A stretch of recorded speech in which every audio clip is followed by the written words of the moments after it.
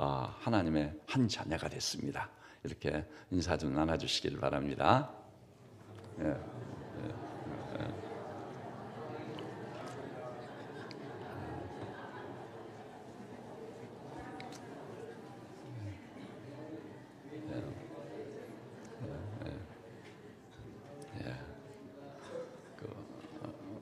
멀리 레이저 강선을 쏜 분들이 많아가지고 제가 볼 때는 예배당이 환해졌습니다.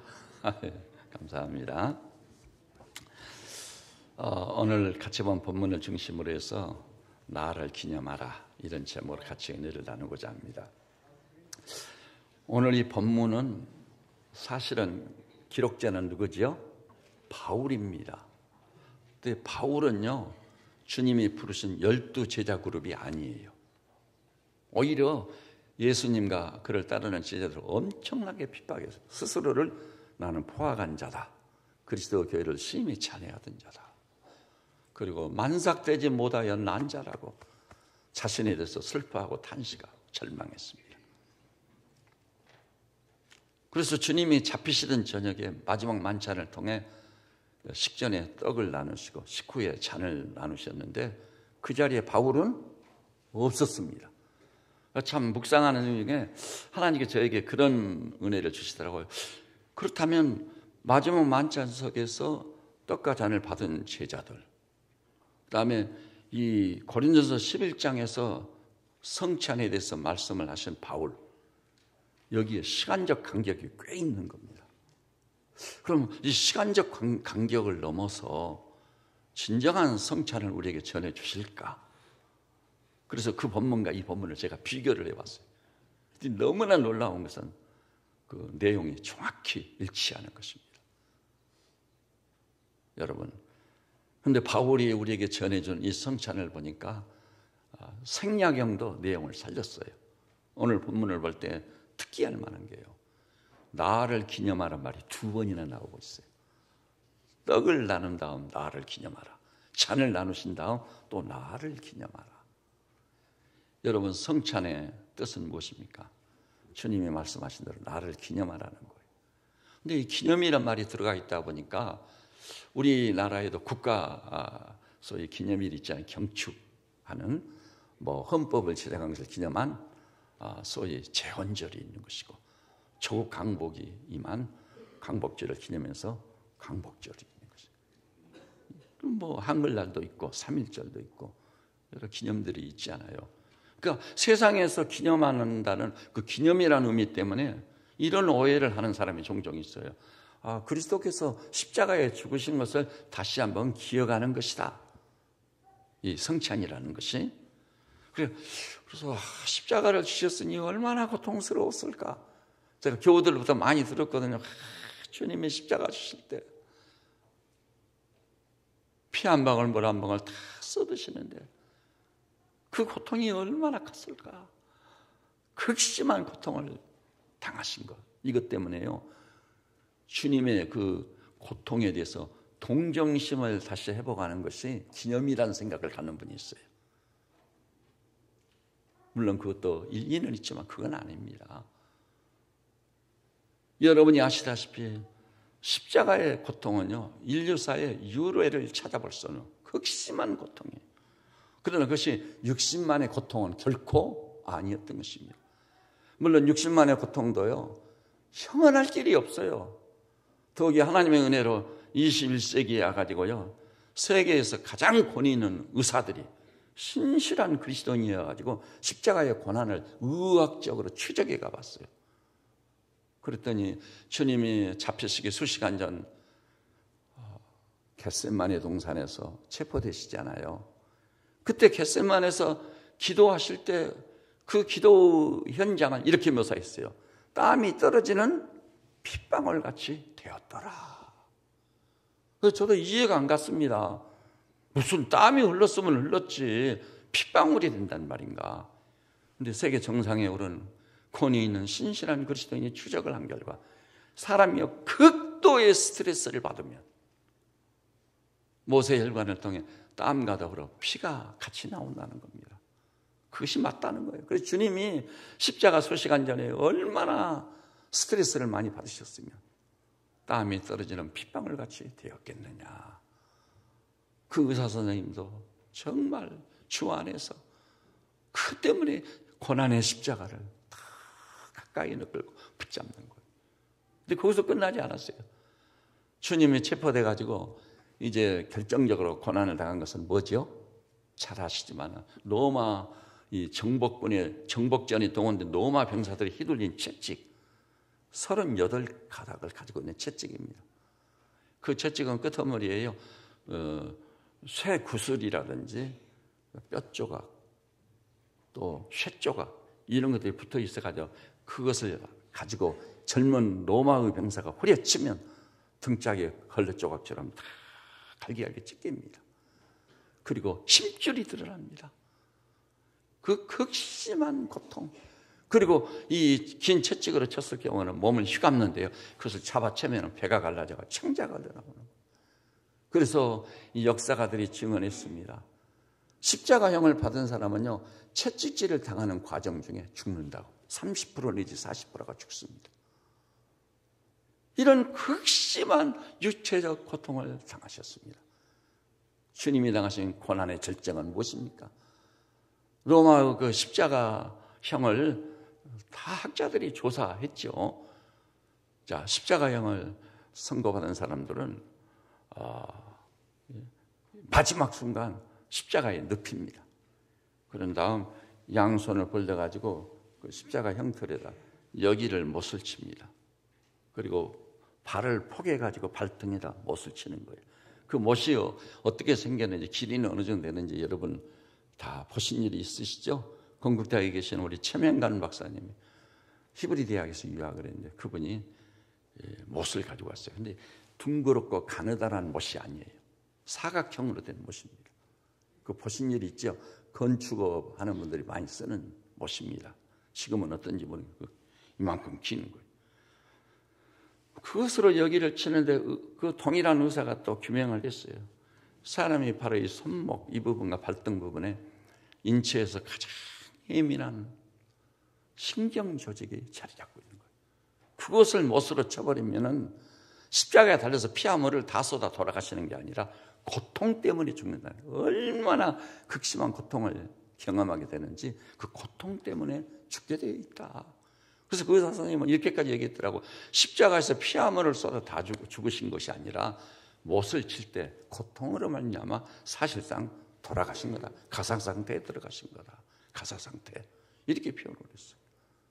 그러고 난 다음 십자가에 매달려서 자결하는 태양 밑에서 피와 물이 다 흘러내려 마침내 주님께 부르심을 입었어요. 내 영혼을 주님께 부탁하나이다 하고 부르심을 입은 것입니다. 이것은 육체적인 극심한 고통이에요. 그러나요, 우리 주님이 당하신 고통은 고통의 절정인 육신의 고통, 그것보다 더한 고통이 있었어요. 무엇이었을까요? 주님은 죄를 알지도 못하시고 입술에 죄가 없으신 분이라고 그랬어요. 그렇게 걸어가신 분이에요. 다른 사람의 죄를 짊어지시는 거예요. 내가 온 것은 의인을 부르러 온 것이 아니라 죄인을 불러 내 생명을 대속물로 주려 하노라. 그렇게 오셔서 주님은 모든 사람의 죄를 짊어지는데 여기 계신 분들은 여러분 자신의 죄를 어떻게 생각하십니까? 저는 어렸을 때부터요 모범생이었습니다. 선하고 착하다는 칭찬을 많이 받았어요.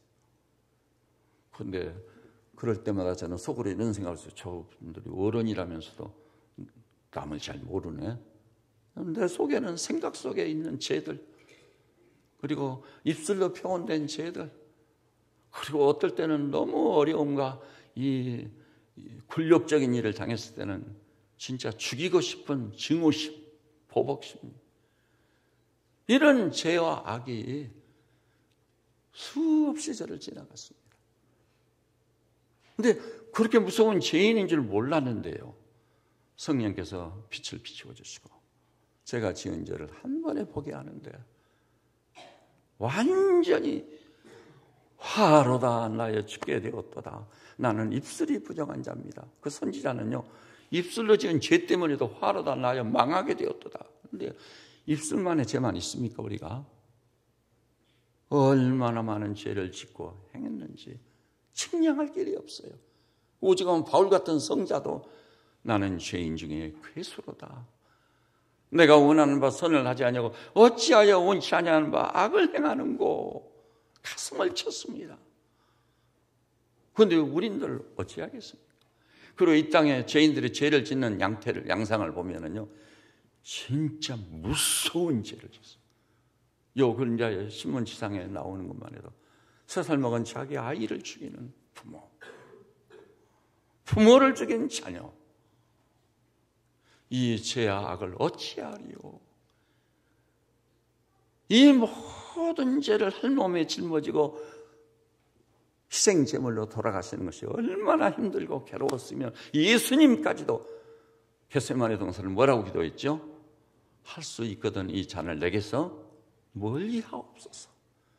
그럼에도 불구하고 주님은 믿음으로 수락하세요. 그러나 내 뜻대로 하지 마옵시고 아버지의 원대로 하옵소서.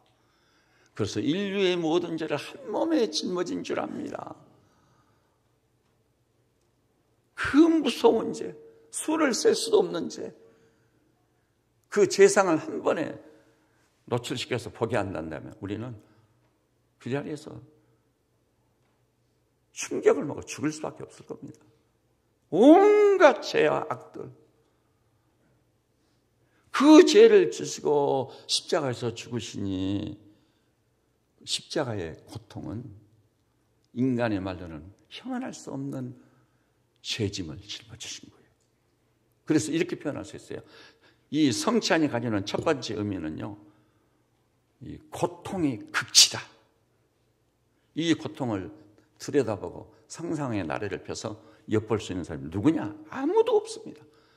저도 이제 고난주간이 된다든지 또 평소에도 기회가 될 때마다 하나님께 은혜를 입기 위해서 십자가의 고통을 묵상을 해보거든요. 그럼 몸서리가 쳐져요. 제 손목에 못이 박힐 때, 발등에 못이 박힐 때, 채찍질을 당할 때, 주여 어찌하오리까 이 약하고 무익한 자를, 나 때문에 고난의 십자가를 주님 어찌하오리까 불쌍히만 여겨주십시오. 용서라는 말도 못하겠더라고요. 불쌍히만 여겨달라고. 그래서 이 주의 몸을 상징하는, 찢기신 살을 상징하는 떡과 흘리신 보혈을 상징하는 잔죠. 이 극치의 고난의 의미가 있는 것입니다. 참담한 것입니다. 그 다음에요, 두 번째. 그러니까 나를 기념하라는 말씀 중에는 그 의미가 있는 거 있었잖아요. 두 번째는요, 먼저 얘기한 고통의 극치하고 완전히 상반된 의미가 있습니다. 또 상반된. 그것은 뭡니까? 우리가 주의 살을 상징하는 떡을 먹고 잔을 마시잖아요. 그것이 나를 위한 것으로 확실히 믿고 그 떡을 먹고 잔을 마신 자는요, 놀라운 구원을 받는 거예요. 나도 나를 어찌할 수 없는 무서운 죄와 악이 주의 보혈로 쓰심을 받아요. 주님이 찢기신 살로 말미암아 우리가 완전히 회복이 되는 것입니다. 구약에 의하면 진홍같이 붉은 줄을 흰눈같이 희게 하여 주시는 줄 믿습니다. 히브리서에 보니까 이 살과 피를 먹고 마신 자를 향해서 이렇게 말했어요. 너희 죄와 불법을 다시는 기억치 아니하리라. 하나님의 기억 속에서 우리 죄 허물을 지어주신 우리 주님을 찬양할지어다. 놀라운 일입니다. 그리고 말씀하신 이어서 히브리 10장 17, 18절 거기서 이렇게 말했어요. 다시는 죄를 위하여 제사 드릴 필요가 없는지라. 완전 구원이에요. 완전 구원. 주께서 여러분과 저에게 베푸신 구원은 완전 구원이요. 그러므로 그리스도 예수 안에 있는 자에게는 결코 형제함이 없느니라. 이것을 믿는 자는 영생을 얻었고 심판에 이르지 아니하니 사망의 생명으로 이미 옮겨져 버렸다고 그랬습니다. 이런 온전한 구원, 주님이 이 구원을 아까 그랬잖아요. 하나님께서도 우리 죄와 악을 기억조차 아니하신다고. 이런 완전한 구원을 누리는 성량받은 하나님의 종들 되시기를 주님의 이름으로 축원합니다. 저는 평생을 살면서 제가 날마다 순간마다 생명을 유지하고 사는 힘은 어디서 받느냐? 십자가로부터 받습니다. 이 고통의 극치가 변해 따라서 이 구속을 받은 성도는 무엇을 누리는 거죠? 기쁨의 극치. 제가 예수님을 만난 다음도 성경 통독 중에 이해가 불가능한 게 있었어요. 범사에 감사하라. 즉 감사할 수 없는 상황이 이렇게 많은데 나보고 어찌하는 말이에요. 그 다음에는 항상 기뻐하라. 내가 다시 말하노니 기뻐하라. 주님, 이 어찌된 일입니까? 인간인데 기뻐할 수 없는 상황이 있는데요. 그랬더니 주 안에서 항상 기뻐하라고. 와, 내 대신 고난의 십자가를 지신 주 안에 확실히 뿌리를 내렸더니 진짜 엄청난 고통 중에도 감사가 되더라고요. 여러분이 짐작하시고 제가 늘 말씀을 드리기도 했습니다만 제가요, 이 진짜 목사로서 또 제가 교회 담임 목사인데 우리 교회가 저를 속여가지고 돈을 몇 천만 원 해먹은 사람들. 처음에는요, 이 정의감 때문에 용서가 안 되더라고요. 그거 어떻게 내가 받아야 되겠다. 그리고 당신이 하나님을 믿는다면 그럴 수가 있습니까? 정죄를 하려고 그랬어요. 근데 결과적으로는 새벽 기도 때 제가 그분들을 위해서 감사하고 기도하고 있어요. 그래도 그분들이 복음에 접했습니다. 믿음으로 구원을 받은 형제자매로 볼 수 있습니다. 주님 용서해 주시고 받아주시고. 제가요, 다른 기도는 잊어버려도 거의 매 새벽마다 새벽 기도에 제가 왔을 경우는 그분들을 위해서 기도합니다. 그 기도는 그리고 가짜가 아닙니다. 진실로 기도합니다. 그래서 뭘 의미하는 거죠? 범사에 진짜 감사할 수 있게 됐다. 그것을 의미하는, 항상 그 일로도 하나님의 은혜를 기억해서 기뻐할 수 있게 됐다. 그래서 이제 항상 기뻐하라, 다시 말하니 기뻐하라, 범사에 감사하라, 이 말씀이 나를 위해서 예비된 축복의 말씀을 어떤 말씀과도 비교할 수 없는 축복의 말. 그래서 그 다음에 뭐라고 그랬죠? 이것이 그리스도 예수 안에서 너희를 향한 하나님의 뜻입니다. 할렐루야, 할렐루야. 그리스도인은요, 불신자와는 비교가 불가능한 독특한 존재, 새로운 피조물이라고 그랬어요. 이전 것은 지나갔으니 보라 새 것이 되었도다.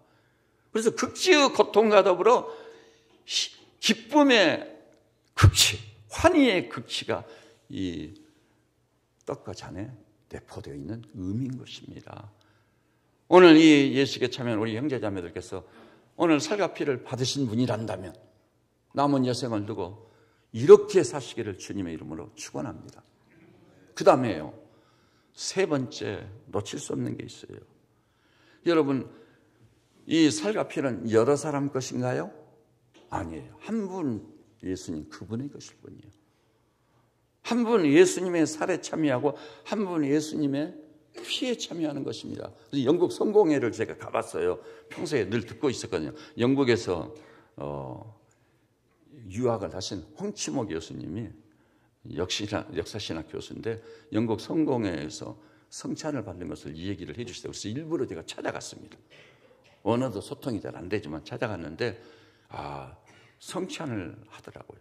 그런데 그 성공회도 그 명칭이 신부거든요. 성공회 신부님이 큰 쟁반에 떡이 하나가 딱 있어요. 그걸 가지고 하니까 성도들이 이 제단에 다 무릎을 꿇고 앉더라고요. 무릎을 꿇는 상태에서 떡을 조금씩 떼서 먹더라고요. 한 떡에 참여하는 거예요. 한 몸에 참여하는 거예요. 한 몸. 그걸 확인하는 거예요. 그 다음에 큰 잔이 있어요. 그 잔에 포도즙이 가득 차 있는 거예요. 그걸 이렇게 앞으로 가지고 가니까 무릎 꿇은 채 그 잔에다 입을 대고 한 모금씩 마시는 거예요. 그래서 그 신부님이 그 잔에 그 입을 댄 부분을 소독이 된 그 handkerchief로 이렇게 닦더라고요. 그래서 한 잔에 다 참여한 거예요. 이것은 무엇을 의미하겠죠? 우리가 살과 피를 먹고 마신 진정한 하나님의 종들은 그리스도 한 몸, 한 피에 참여한 줄 믿습니다. 우리는 다른 존재가 아니에요. 그래서 우리는 예수를 확실히만 믿는다면 지체로서 다른 지체와 마디를 통해 연결이 되어 상합해가지고 하나의 몸이 되어버린 줄 믿으시기를 바랍니다. 이것이 교회가 이루어져야 될 이상적 교회입니다. 한 몸입니다. 한 살과 한 피에 참여해서 한 몸을 이룬 자고 그 머리는 예수 그리스도 한 분뿐이십니다. 여러분 진짜 이 세례를 받은 응이 형제자매들끼리는 틀림없이 이 땅에서도 형제자매로 만나고, 그 다음에 하늘나라 가면은 한 분 하나님을 아버지로 모신 한 형제자매, 영적 혈육이 될 줄로 믿으시기를 바랍니다.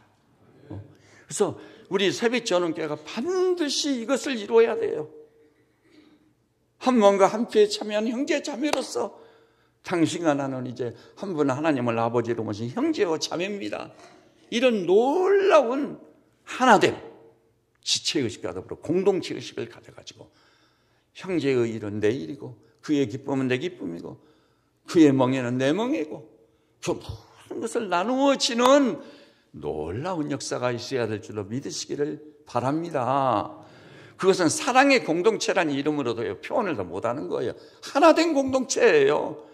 그래서 여러분 주일날 만나가지고 삶의 현장에 달라고 가정에 달라서 주일날만 만난다 할지라도 손을 꼭 잡고, 진짜 형제님 일주일 동안은 잘 지내셨는지요? 자매님 일주일 동안 험악한 세상을 지내는 많이 애쓰셨지요? 오늘 주일에 주님 만나보고 말씀으로 큰 위로와 세임을 받아 내려가시기를 바랍니다. 아주 진솔한 교제가 이루어지고 형식적인 인사가 아니에요.